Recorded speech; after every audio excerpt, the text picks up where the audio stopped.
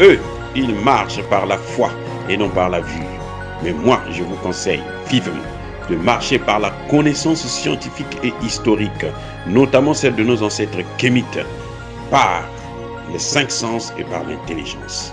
Abou Apia.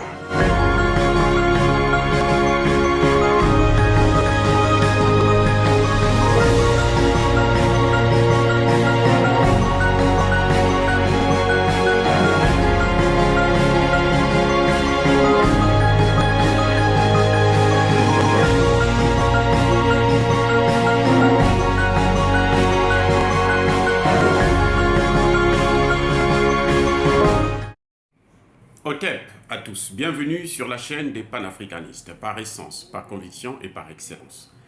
Celle des citoyens kémites par nécessité et obligation de combat.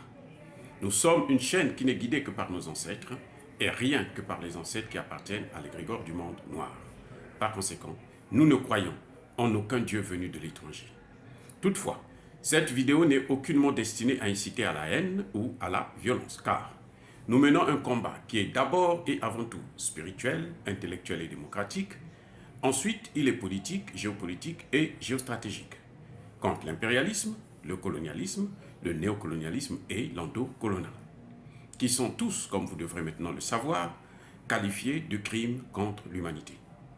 Nous menons ce combat sur la base du principe fondamental que nous avons hérité de nos ancêtres kémites, qui est celui de la Mahat, c'est-à-dire solidarité, vérité et justice. Vous êtes donc en droit de connaître la vérité et nous avons l'obligation de vous dire la vérité, rien que la vérité, afin que justice soit rendue au continent africain. Et ça, c'est notre modeste contribution dans cette noble lutte en faveur de la souveraineté, la dignité, la solidarité et l'unité africaine. Ça, c'est ce que nous appelons le panafricanisme. Bien-aimés frères et sœurs, la situation du Tchad m'interpelle. La situation du Tchad est un problème que nous devons maîtriser très bien, nous, panafricanistes. On ne doit pas suivre la méthode, la procédure, les concepts que les Occidentaux ont en ce qui concerne les coups d'État. Nous ne devons pas accepter qu'il y ait des bons coups d'État ou des mauvais coups d'État. Un coup d'État reste un coup d'État. Je veux dire, qu'il soit coup d'État civil ou qu'il soit coup d'État militaire, c'est un coup d'État. Il y a des coups d'État institutionnels, il y a des coups d'État militaires, ce sont des coups d'État. Cela veut dire quoi? Le coup d'État au Mali égale le coup d'État au Tchad, égale le coup d'État en Guinée, égale le coup d'État au Burkina Faso. Ce qui revient à dire que le coup d'État n'est pas en fait le problème. Parce que le coup d'État au Tchad, au Mali, au Burkina Faso et en Guinée, c'est égal au coup d'État institutionnel en Côte d'Ivoire de Alassane Ouattara. C'est égal au coup d'État institutionnel des autres présidents, comme au Congo-Brazzaville, qui ont changé la Constitution pour obtenir un troisième mandat. Donc, si nous partons du principe que le coup d'État au Tchad, c'est un mauvais coup d'État parce qu'il est soutenu par les Occidentaux, il est supposé être soutenu par les Occidentaux, eh oui. Et donc, ce coup d'État, il est mauvais à nos yeux, mais ça veut dire que donc le coup d'État du Mali aussi, il est mauvais. Nous devrons, c'est pas parce qu'eux, ils font une différence. Ils soutiennent le Tchad. Pourquoi? Parce que le Tchad, ils ont besoin du Tchad en ce net moment. Donc ils se disent que c'est un bon coup d'État, on va laisser le monsieur là, puisque c'est nous qui l'avons mis là, il va nous donner, comme je l'ai dit dans ma précédente vidéo, il va nous donner le territoire tchadien pour installer une base de l'OTAN afin de contrôler toute l'Afrique centrale, en commençant par le Centrafrique et le Cameroun. C'est la même chose, comme ils avaient installé une base militaire au Mali. Et après, il y a eu les bases de Barkhane. Après, il y a eu Takuba, donc celle de l'OTAN, pour contrôler toute la zone du Sahel. Ça n'a pas marché. Ils se sont repliés vers le Niger, mais le Niger a refusé de recevoir toutes les forces qui étaient au Mali. Donc, ils ont besoin d'implanter d'autres forces au Tchad. Parce qu'ils ont besoin du golfe de Guinée. Le golfe de Guinée, ce n'est pas seulement la Guinée, le Bénin, le Togo et autres. Non. Le golfe de Guinée, ça va jusqu'au Gabon, Cameroun, ainsi de suite. Donc, pour contrôler tous ces endroits, il faut qu'ils passent par un certain nombre de choses. Maintenant, ils essaient de voir comment ils peuvent amener Idriss Déby Itno à faire ce qu'ils veulent. C'est-à-dire obtenir le Tchad pour installer une base de l'OTAN. Donc nous, par contre, notre objectif, notre problème, ce n'est pas qu'il y ait un coup d'État. Comme on l'a vu au Mali, ce n'est pas le coup d'État en tant que tel qui embête les panafricanistes. Mais c'est ce que l'on met dans ce coup d'État. C'est le contenu de ce coup d'État. C'est les objectifs de ce coup d'État. Quand les gens disent que bon, c'est une révolution et autres, non, c'est un coup d'État. Si on appelle le Tchadien une junte, ben, Alassane Ouattara, c'est une junte aussi. Le Mali est une junte. Nous ne devons pas rentrer dans ce jeu. Parce qu'ils veulent nous manipuler et même carrément nous diviser. Non. Nous, notre problème aujourd'hui, c'est regarder au Tchad, qu'est-ce qui se passe? Comment faire pour que dans ce coup d'État, il puisse avoir notre contenu à nous? Qu'il puisse faire suivre les objectifs que nous assignons. C'est comme ça s'est passé. Vous avez vu avec Damiba, c'était une révolution. On a pris le pouvoir, on s'est dit que Damiba va faire ce que nous voulons. Mais après, on a vu que Damiba a changé. Damiba a changé carrément, il nous a abandonnés. Il a abandonné le peuple burkinabé et il s'est orienté vers les Occidentaux. Il cherchait maintenant des moyens pour installer les Occidentaux. En revanche, en Guinée, il y a eu aussi un coup d'État qui est égal au coup d'État du Mali, qui est égal au coup d'État du Tchad, qui est égal au coup d'État du Burkina Faso. Mais là, ce coup d'État, ce sont les Occidentaux qui ont amené Doumbouya au pouvoir. Il l'aide à prendre le pouvoir, et quand Doumbouya prend le pouvoir, Doumbouya se dit non, mais moi, je ne veux pas faire de la Guinée une base arrière des Occidentaux.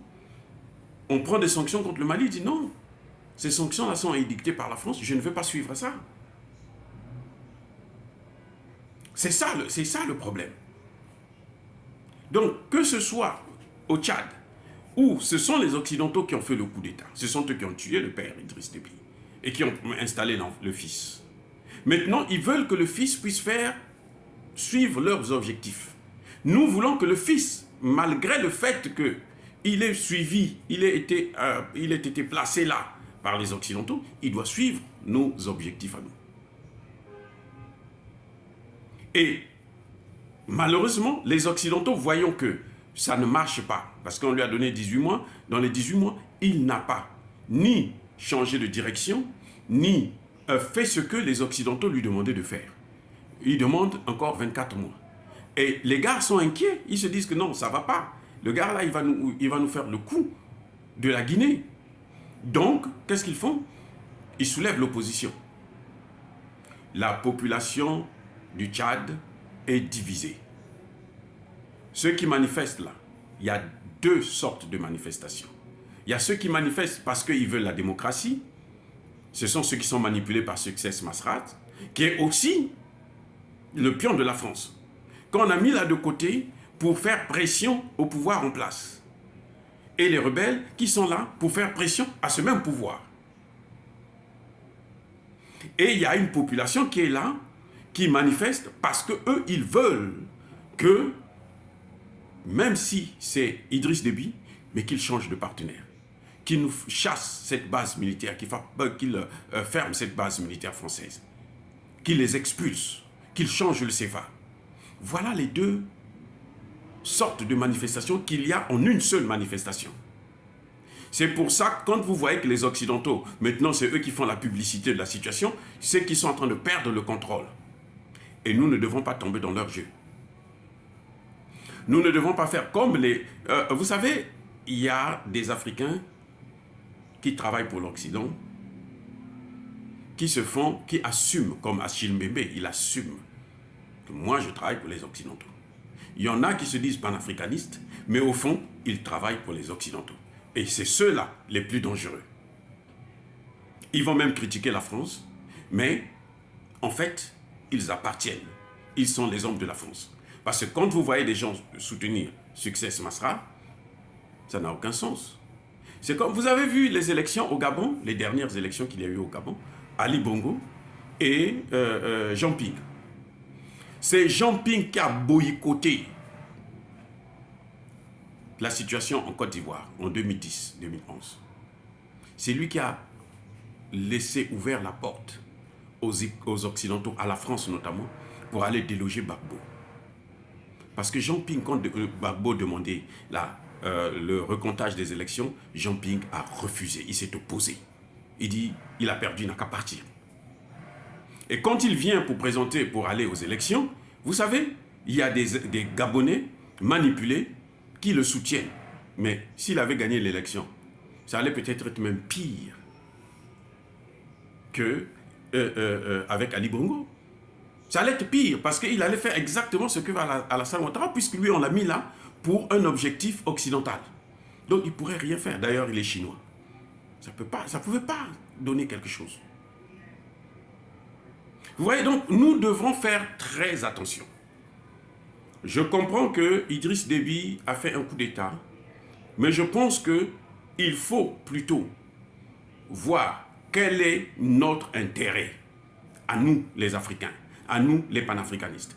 Est-ce que c'est soutenir Succès Masra, où on sait que c'est l'homme des Français, ou bien les rebelles, où on sait que c'est l'homme... Il y en a qui se sont réjouis qu'on ait tué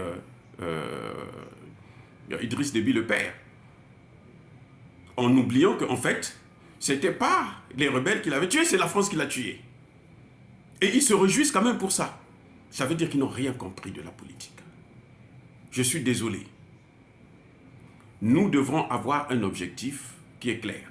Traiter nos frères et sœurs au même pied d'égalité et les juger par rapport aux objectifs que nous leur assignons. Pas aux objectifs que les Occidentaux leur assignent. Je répète, nous devrons juger les leaders africains, non pas par rapport aux objectifs des Occidentaux, où on dit, bon, il faut la démocratie, il faut 2 mandats, sauf lorsque ça les intéresse, lorsque ça protège leurs intérêts, alors 2 mandats, c'est pas, 3 mandats, c'est pas grave.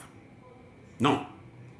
Nous, c'est démocratie. On s'en fout éperdument de la démocratie. Nous, ce qui compte, c'est notre souveraineté, notre capacité à diversifier nos partenaires, notre indépendance à avoir notre propre monnaie, à ne pas brader nos matières premières. Voilà ce qui nous intéresse, nous. Et ça, ce n'est pas le même objectif que celui des Occidentaux qui n'ont pour seul objectif la démocratie, parce qu'ils savent que dans la démocratie, ils peuvent manipuler et obtenir tout ce qu'ils veulent, gratuitement. Dire cela, c'est inciter à la haine ou à la violence? Non. Yaba, colère, ve, yamalem. Bien-aimés frères et sœurs, soyez bénis, je persiste et je signe, par le Dieu des Kémites. Et que ce même Dieu des Kémites puisse punir, puisse écraser, puisse maudire tous ceux qui pillent l'Afrique, tous ceux qui persécutent les panafricanistes, qu'ils soient africains ou qu'ils soient étrangers. J'ai dit et j'assume.